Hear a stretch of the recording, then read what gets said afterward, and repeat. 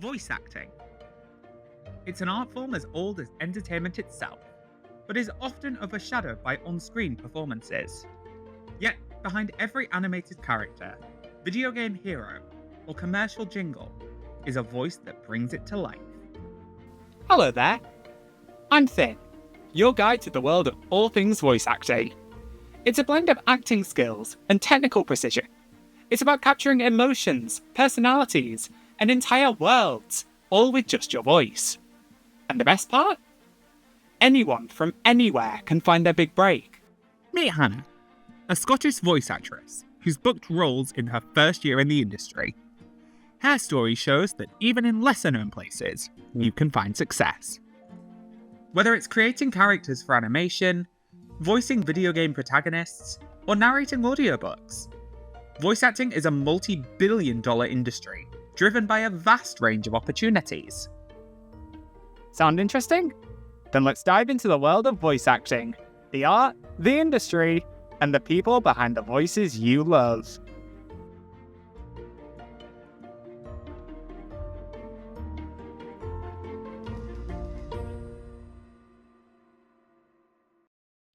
Whilst exploring Hull for potential stories, I came across a Hull Daily Mail article about a voice actor in the game Farewell North. She had no formal acting training, no degree, yet found success in her first year. I just knew there had to be a story there, so I reached out to talk to her. And here's what happened next. And I am pleased to be joined by Scottish voice actress, star of Farewell North, and Hull local, Hannah Hebblethwaite. Hello, thank you for having me. Thank you very much for joining us. So, before we dive into a little bit more about voice acting, voiceovers, etc., I was wondering if you'd like to introduce yourself, let us know who you are, what you do, and what you're all about. Yeah, I'm Hannah Hebblethwaite. I'm a Scottish voice actor. Been voice acting for a bit over a year now. Like playing games, voicing in them, and I was recently in Farewell North. Thank you so much. What a marvellous introduction. So, now we're going to dive into a little bit more about voiceover, voice acting, and creativity. So, my first question for you is, how did you first get into voice acting? What inspired you to join this career path? Baldur's Gate 3. Played so much of it, 300 hours, and one of the voice directors told me to go and touch grass.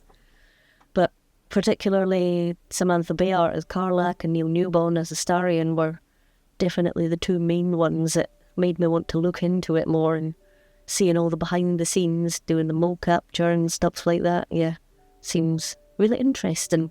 I find it really interesting that you came into voice acting as a fan of voice acting, because a lot of fans of voice acting, they might have preconceptions based on who they follow on Instagram, these massively talented, massively successful voice actors.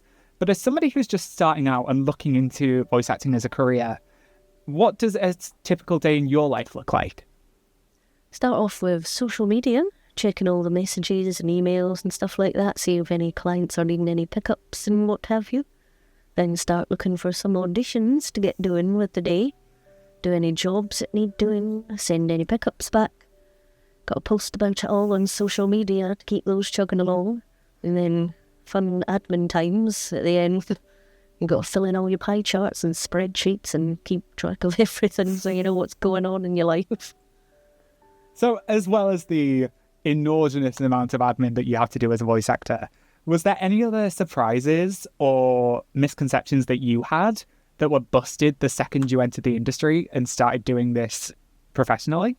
Probably just how easy it is to get started. Like, if you want to just practice on your own, your phone's all you need to hear yourself back and change your performance here and there. And then when you want to start doing auditions, there's great inexpensive USB mics you can try. There's Casting Call Club and Twitter. They're free, so you don't even need to spend money on the big pay-to-play sites either. So it's relatively accessible and just easy to get started with. And have there been any other unexpected pleasant surprises whilst you've been on your voice acting journey? Probably how many just close community groups there are where you can do script workouts and do workshops and stuff.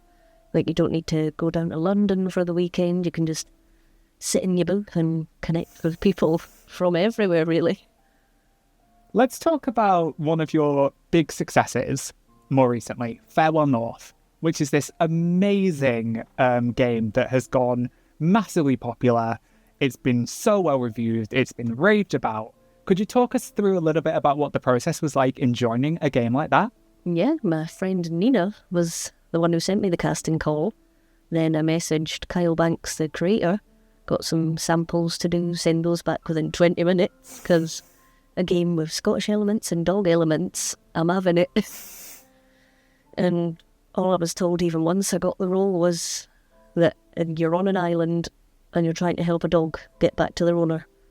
And that was it. So it was cool to play the game and see that come to life and understand the description of it.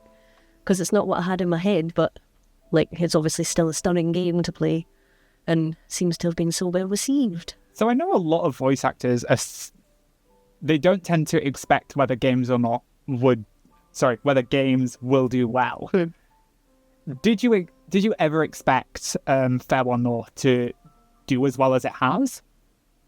I mean, not as well as it, like I wasn't expecting it to not do well, but I just didn't really have any expectations for it. I had no idea that how much it would kind of take off and how well received it would be in PC Gamer and IGN and people's nice reviews on Steam and that.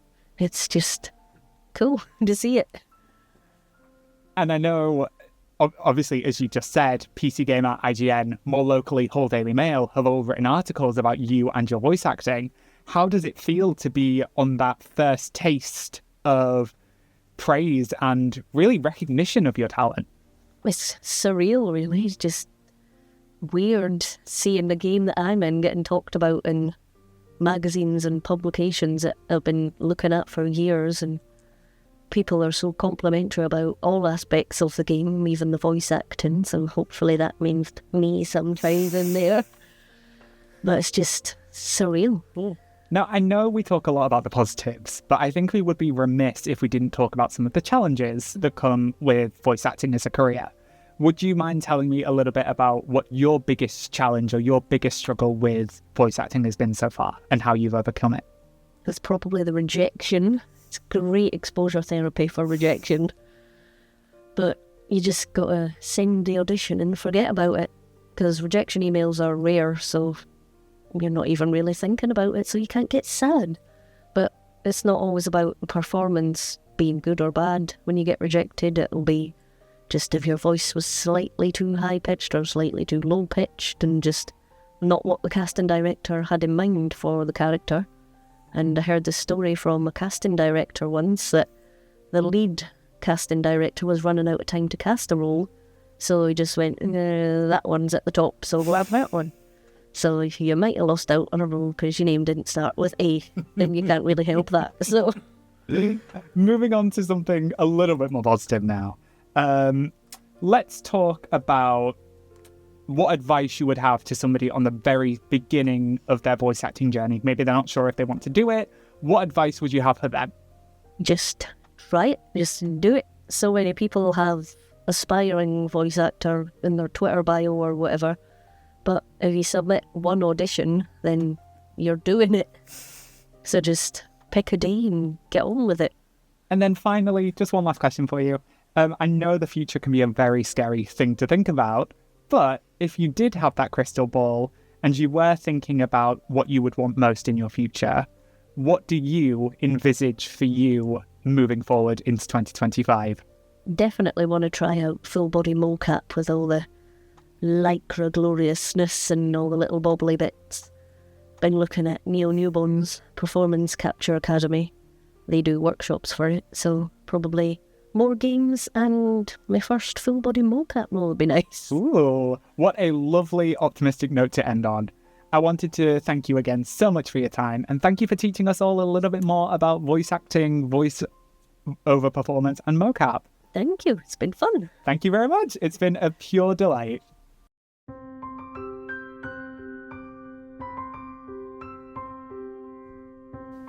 So, if there's one thing we've learned from spending the time that we have with Hannah, it's that breaking into the entertainment industry, and the creatives industry as a whole, is no small accomplishment. especially in a city like Hull, which tends to keep its creativity hidden away. Hull might not be London or Manchester yet in terms of the scale of our entertainment industry, but what we lack in size, we more than make up for in passion and perseverance. And it's people like Hannah who have reminded me that passion and perseverance can be just as important as location.